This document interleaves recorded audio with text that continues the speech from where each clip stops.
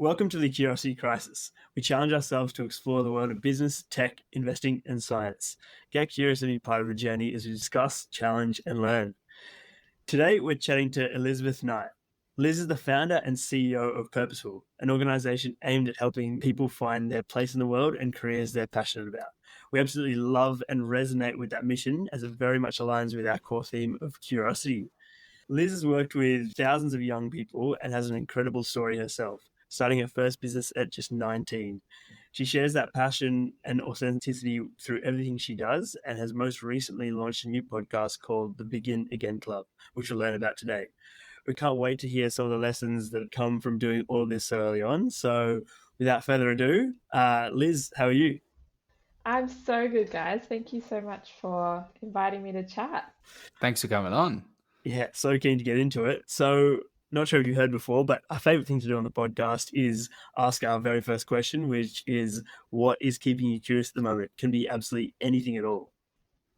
Yeah, this answer, it's pretty heavy. I was saying to you earlier that I don't really have like a small talk setting. So I have been very curious about systems change at the moment because I think we're going through so many like hectic, crazy sort of upheavals and changes in the world right now that like it's really interesting to kind of see what we're going to transition into next. Yeah, so I'm curious about that basically, is like once all these systems sort of break down, what's the new version going to look like? That's pretty heavy, big topics Is that to like get into. societal or like national or like business or like economic, like or all of it? Honestly, I feel like on all fronts at the moment. I mean, I work a lot in education, but all of our systems are going through these processes of change and innovation right now. So, yeah, everything basically, the whole way we live and work and connect with each other. If you have a wild prediction, we've done an episode of wild predictions, and we're probably always completely wrong, Luke and I. But what do you have one that like is front of mind, for example?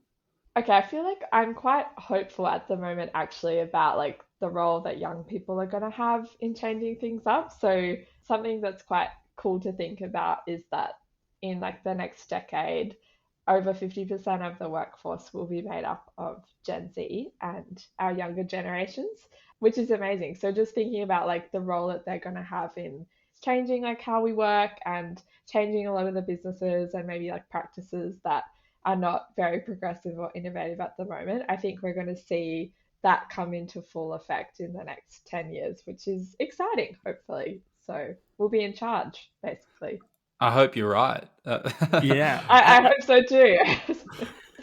I think that is super exciting because I know, if you work in a big organization, you can sometimes feel like you are the youngest there, and the next youngest is like 10, 20 years older than you. I've definitely had that in a few roles that I've been in, so that'd be fun just to be surrounded by people your age. Yeah. That's a perfect segue actually to our first question. Young people doing big things. It's not very common to found a business as a teenager, but you started Purposeful when you were just 19, like almost straight out of school. Like how did you come to that conclusion? What was the motivation for that? I love that question. So I didn't know anything about entrepreneurship in high school. I had never even sort of considered or understood that that was a career pathway. And I think it's something that's like more well known now and like well understood, especially like with social media. But yeah, 10 years ago, like I didn't really know that that was an option. It was actually a mentor that I had in my first week of university who was an entrepreneur and yeah, was the first person I'd ever really met who I guess helped me to realize that you didn't just have to choose a career pathway, you could actually create one for yourself. And I love that idea. I don't know about you guys, but like when I was in high school, I didn't necessarily have like one pathway that stood out to me as being the one that I really, really wanted to do. I liked a lot of things a little bit. So I kind of felt lukewarm towards like all these different pathways. There wasn't one passion that stood out to me as being the one that I wanted to do like for my whole career. So I love the idea that entrepreneurship was a way to kind of combine lots of different passions and solve problems. Yeah, so that was how I got started. Yeah. So I guess that was the motivation. but I imagine it would have been very difficult and a pretty wild kind of daunting thing.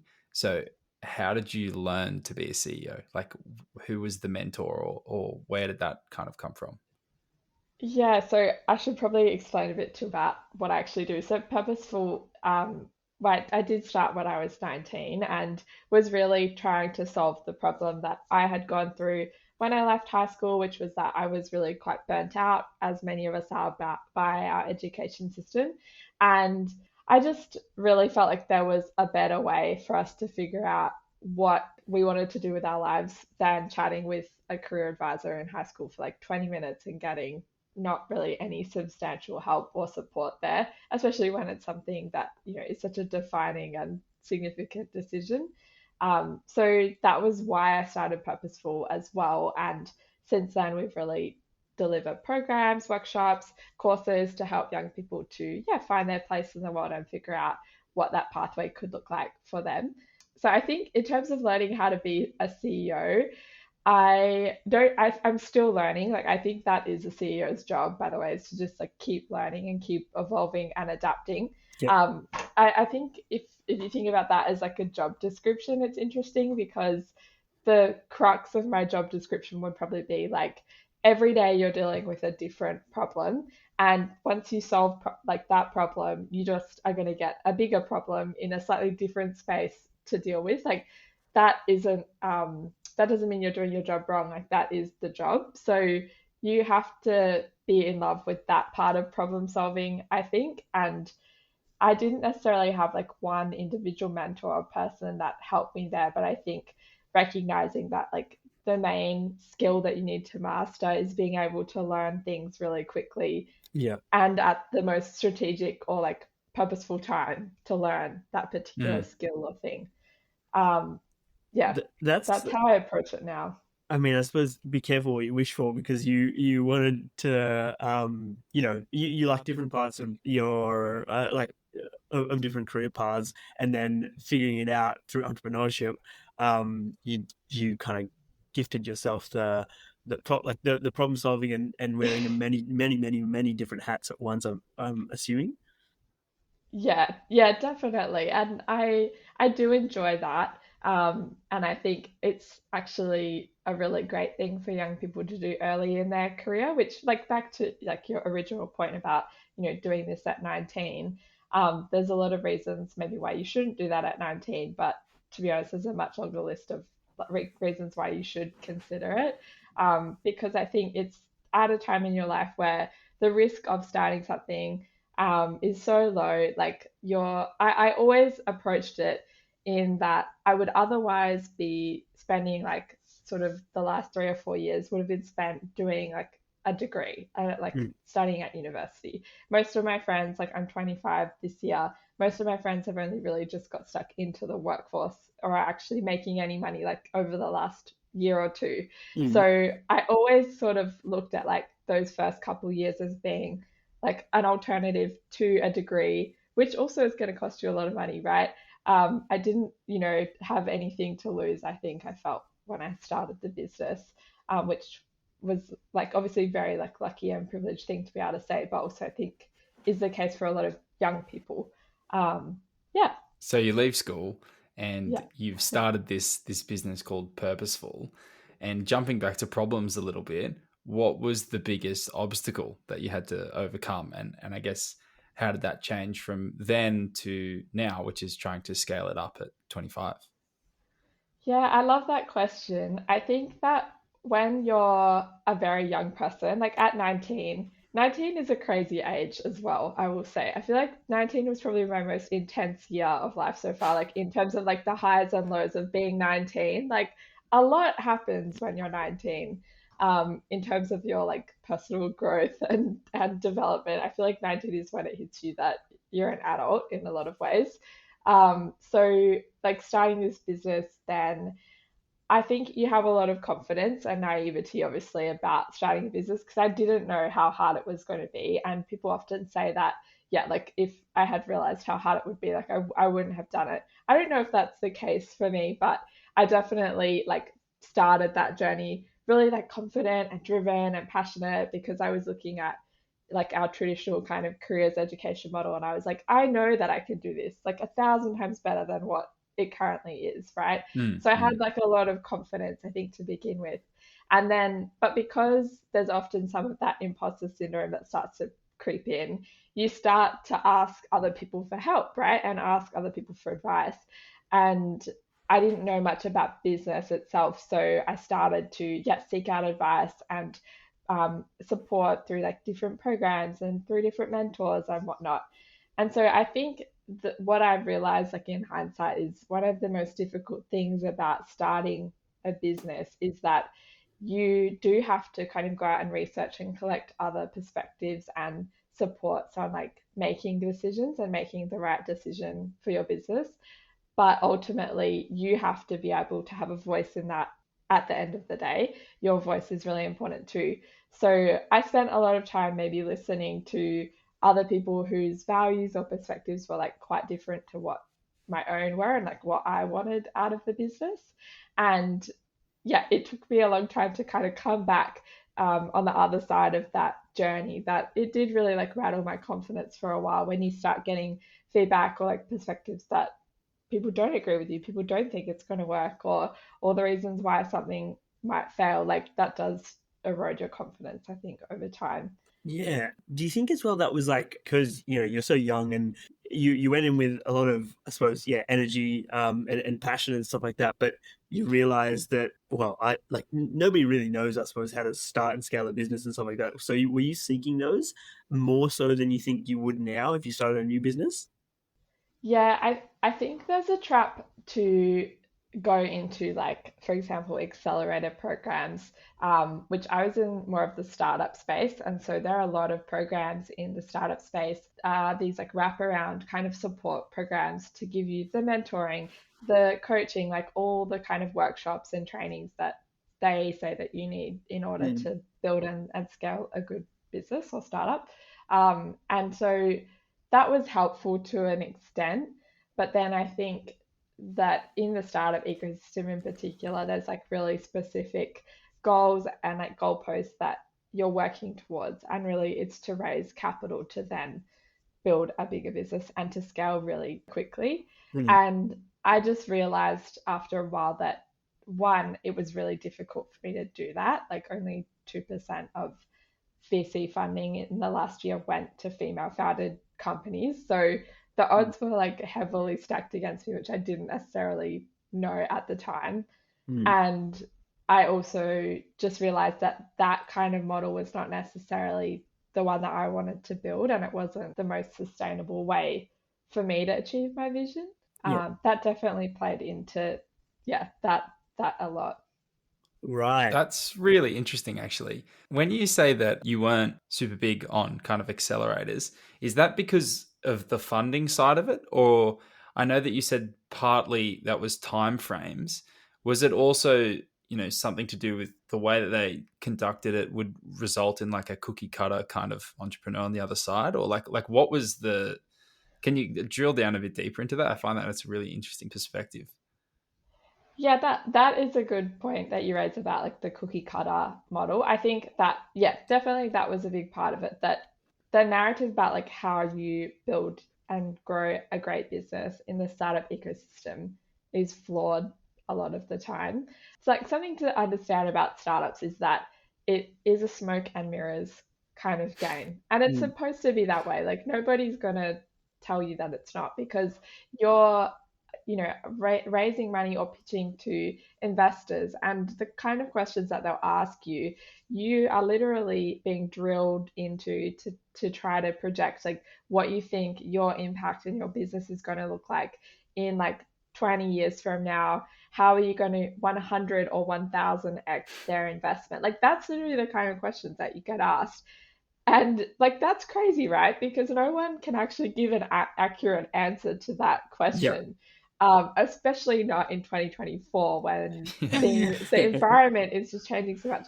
So as soon as I started to realize that, I think it helped me a lot, because I felt like when I was coming up against questions like that, I was failing if I didn't meet their expectations. But in reality, there was a couple things happening there. Like one, yes, there was that aspect of being a young person, not necessarily knowing any different or any better. Like, I think that when you're young and you start a business, you feel like you have to ask permission a lot of the time. Like, you're not used to just fully backing yourself and having the permission to just, yeah, go out and do what you want to do necessarily.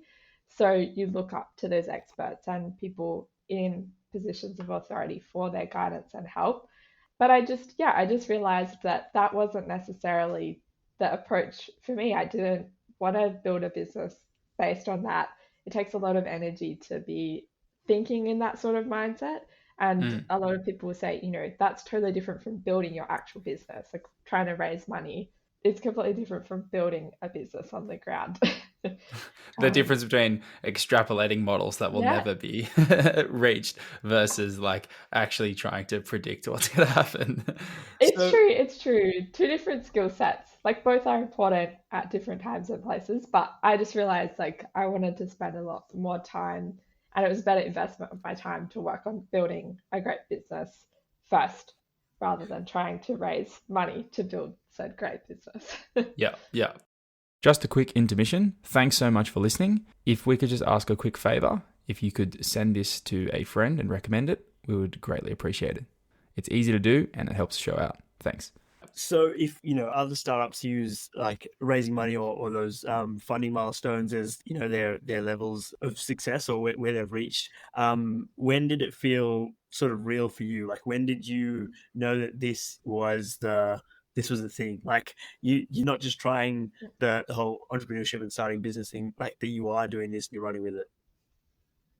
This is my fifth or sixth year now running Purposeful, and even today when someone asked me that question earlier about like, oh, so like how's Purposeful going? I was like, oh, it's getting there. I'm like, I don't know like I'm always going to answer that question that way because there's always going to be more to do. So I like the way you framed that.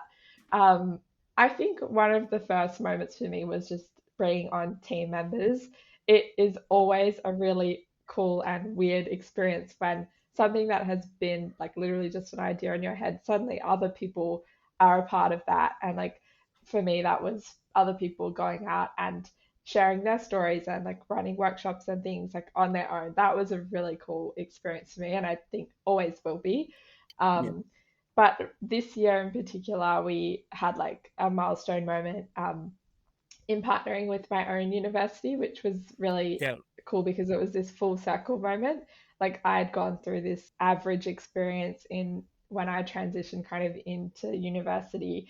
And so getting to design a program that was like actually the solution to what my experience had been Yeah. and get paid for it. And, it being like a really significant partnership. That was a big full circle moment. I was like, cool, I could, I'm not going to, but if I called it quits now, like I would have completed that original goal, right? In Yeah.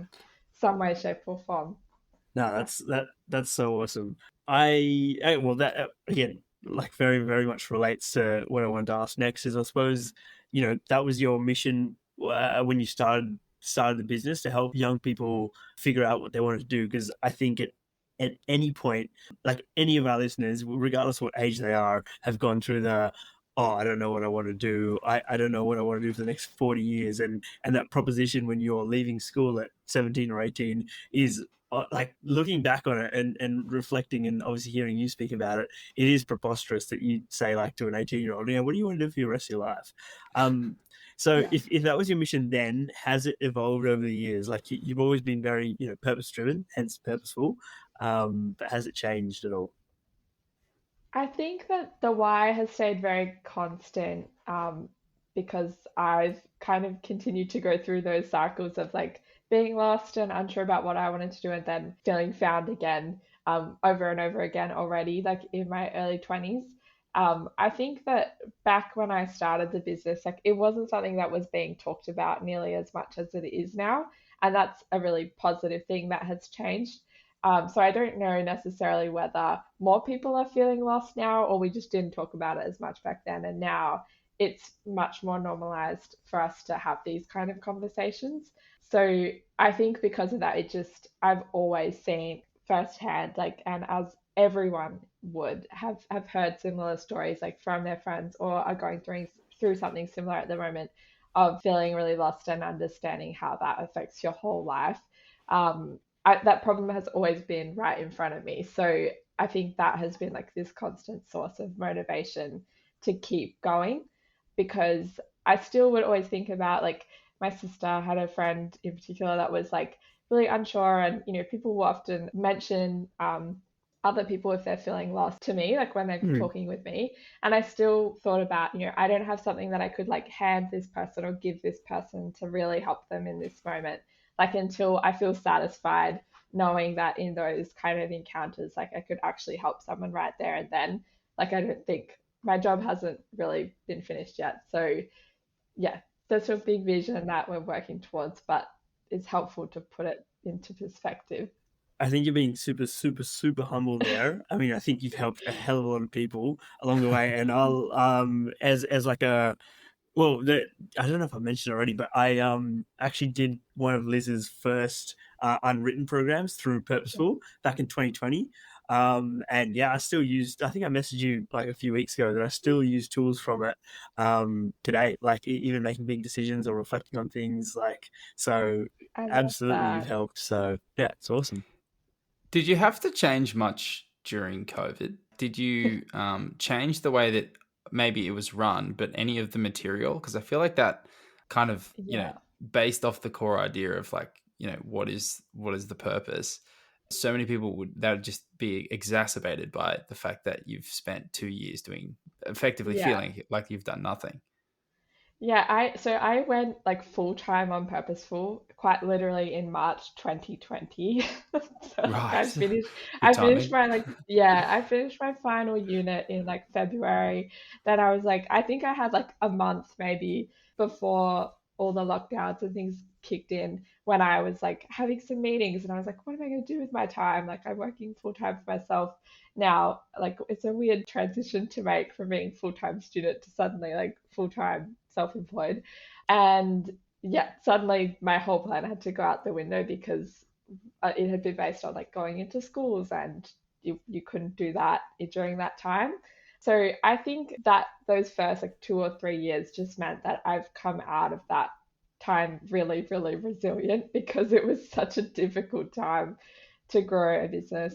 In terms of like how people think about purpose, that is definitely on my mind a lot right now.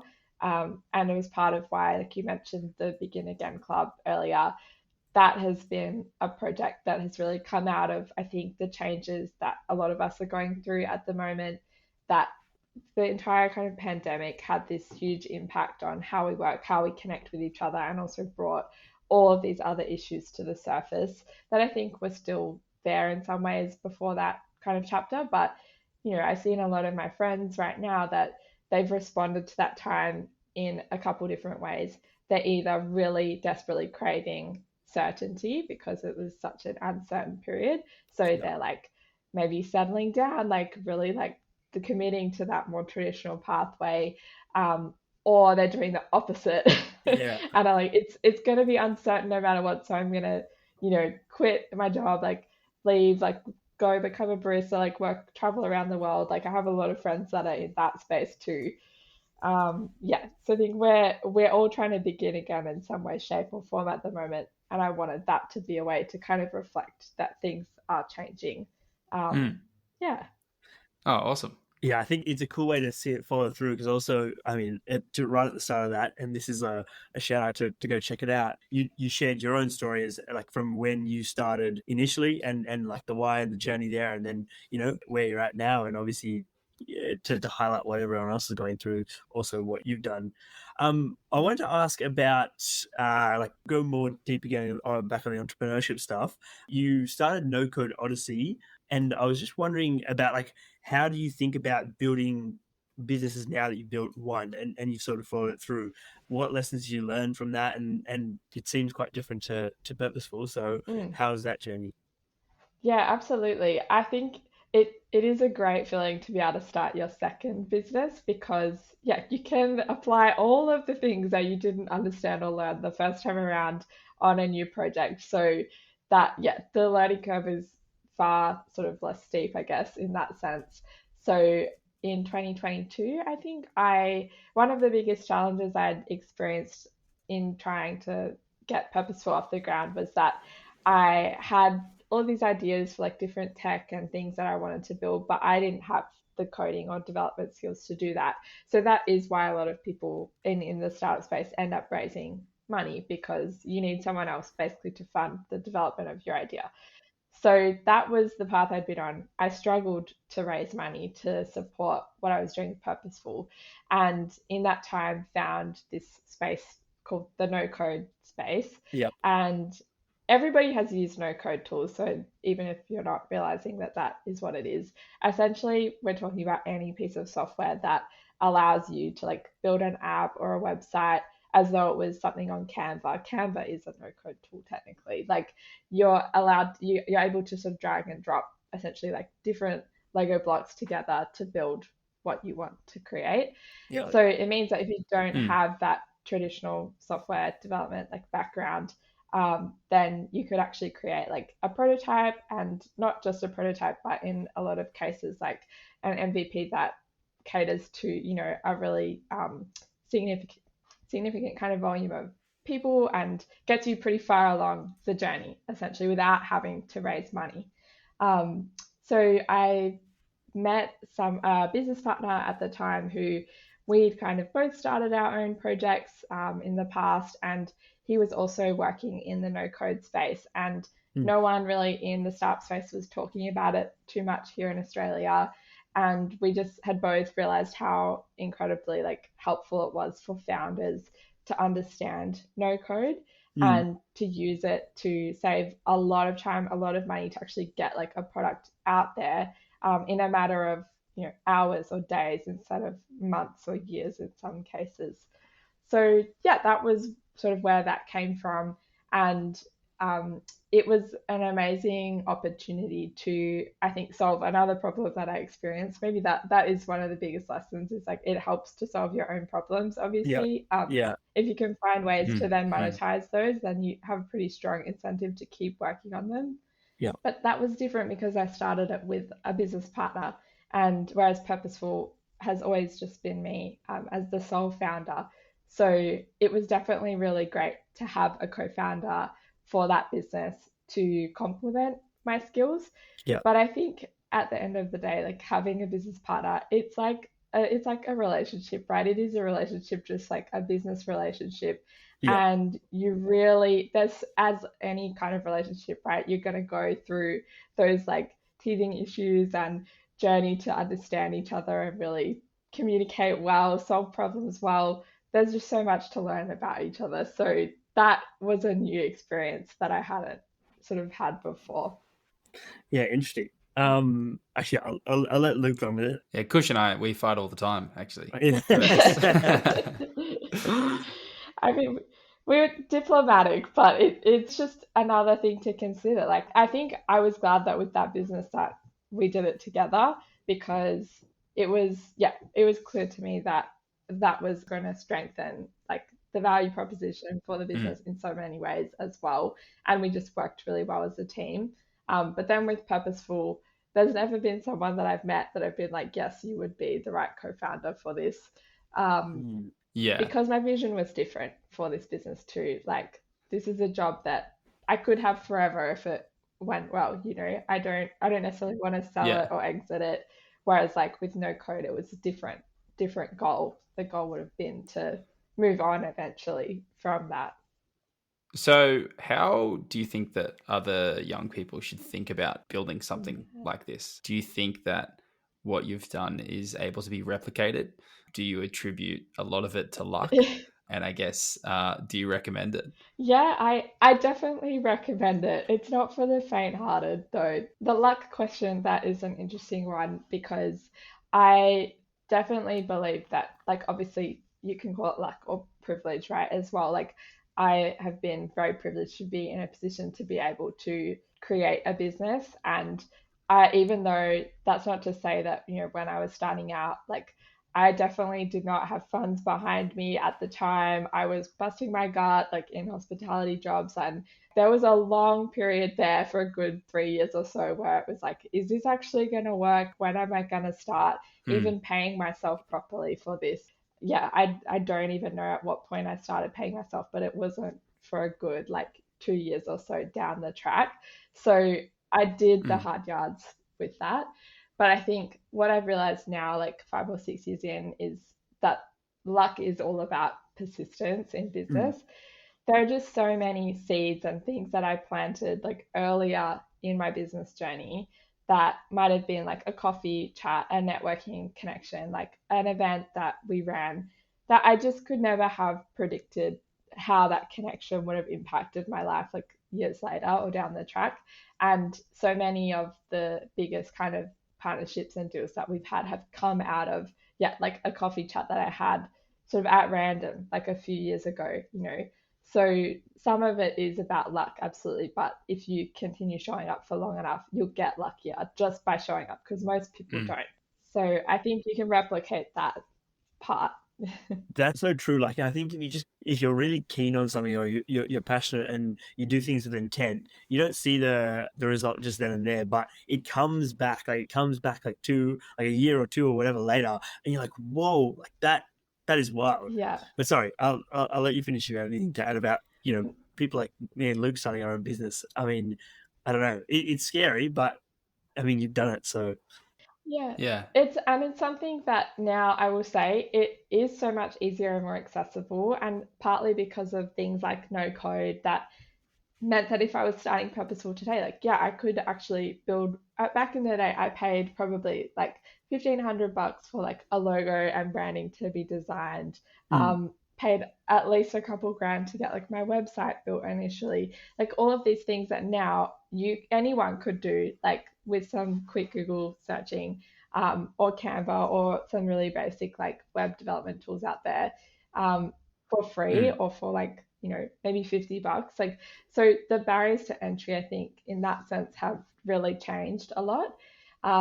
And similarly, when you think about the impact of TikTok and social media, if I were to start over today, if you're someone with like an idea or a topic that you're just interested in, or probably more likely a problem that you have that you want to explore or solve, I mm, would just be getting like on TikTok every day and just talking about it, challenging yourself to like produce like one video or even if it's once a week, talking about that topic and mm, building a community that way, just to actually understand like, do other people also have this problem? Like, mm. what's out there already? Like, Mm. what's good about the solutions that are out there? It's so much easier to do that thanks to TikTok and our other social media platforms nowadays than it was 5 or 6 years ago, I think. So that's exciting. Like, that means that Yeah. you could do that and you don't have to quit your job, to actually make a move. In fact, I like don't encourage anyone to quit their job, on the spot and then go full time. Like you can do things on the side, much more easily now. So yeah, I think it's definitely something you can replicate and hopefully do much better and much faster than I did, by learning from like my mistakes and also all the resources that are out there But now. I suppose as well, by you going through that, you would have learned a hell of a lot along the way. Like whether it's tuition fees in terms of paying for all those things, or just the tuition time that you put into yourself and learning this. So what is the biggest lesson you've learned, or what are the best pieces of advice or mantras that you now live by, that you picked up through the journey? Mm. I think my favorite one at the moment is choose your hard, um, Ooh. because and I don't know where this came from as well. So you'll have to find the original source. But the idea that it's really hard to show up every day Mm, to a job, let's say a job that you really hate or are unfulfilled by. And I know that, Mm. like, I'll caveat that with, obviously for a lot of us it's literal necessity. Like we need to be, we need money, we need to survive, especially in this climate. mm, um but it's also really hard to start your own project or business. Like that is really difficult in a different way. The difference is that eventually, you're going to own that business. You're going not only going to own it, but it's going to be yours in terms of you'll have autonomy over the projects that you take, the work that you do, what you're actually working towards. And I think that I've noticed for a lot of people in their sort of early to mid 20s right now, they're working in companies or big businesses that are making their jobs much harder because they're not actually as fulfilling anymore. Mm, They're not maybe paying as well as what they should be right now. So the pros and cons list of like starting your own thing and going out on a limb is not necessarily as much of a risk as maybe what it used to be. Um, right. so yeah, I think perhaps. I guess going off the back of that, then, if you just had one key takeaway, one thing that someone got from all of this discussion, what would it be? Is it that? I think that's a part of it. Um, yeah, choose your hard, absolutely. Like both are hard, but choose the hard that is going to lead to something purposeful for you. And additionally, that, if I had to sum up like my strategy or approach in business, it would be all about authenticity. So working all this out, like what kind of business or career like you want to go down is all about understanding yourself first. If you invest the time into that and really learning about who you are, like what your values are, what you want from your life, the rest becomes sort of a lot easier to work out. So I've always come back to that, is learning about yourself first and prioritizing that to make better decisions. You know, it's funny. I in that unwritten course, you got us to write down or figure out like try and articulate your values. And one of mine was hard. I'd heard it somewhere, but it was hard decisions equal easy life. Easy decisions equal hard life. So it's like it's pretty much the same thing. Like choose your hard. Like either make the hard call, and it'll help out in the long run, or do the opposite. So no, that's unreal. We finish usually with one last question, which again is another favorite, and I think it'll resonate with you a bit. You've started your business at 19. You've done a hell of a lot in that time till now. I know you've got some next other things in the works, and you're always a work in progress and trying to go to the next level. But Liz, what do you want to be when you grow up? That is really hard. I feel like the answer for both is actually quite similar. Right. I always wanted to be the principal of my high school, which is going to sound really nerdy, but because the why is the part that's important, because I just thought it was this amazing opportunity to like support so many young people and be able to lead them to have like better sort of futures and really take charge of their own destiny. So I don't want to be a high school principal, but I do want to do that. I want to empower young people. So I think as long as that why is constant throughout any and all jobs that I do, then I'm going to be fulfilled. So That, the what might I change. think you might be doing I that. think The what might change, but the why is always going to be the same. unreal. Liz, if our listeners want to find you anywhere, how can they reach you? Yeah, definitely take a listen to our podcast as well if you want to learn more about my story, and the unwritten program that you keep mentioning. Like we've actually just revamped it and it is available now. So anyone can actually sign up for that and participate. So that is a really good way to sort of start working out what your answer might actually be to what you want to do with your life. It's a good place to start. That's yeah, couldn't recommend it more. Well, thank you so much for coming on today. It's been a great chat. We've gotten heaps out of it, so we'll definitely stay in touch. Amazing. Thanks so much, guys. Thanks, Liz. Well, thanks for listening. Find us at curiositycrisis.com and Curiosity Crisis on Instagram or on all major streaming services so you can listen how you like. I've got a favor. If you got anything out of this chat with Liz, please refer it on to a friend. Your recommendations are always worth a hell of a lot. So thank you, and we'll catch you on the next one. Cheers.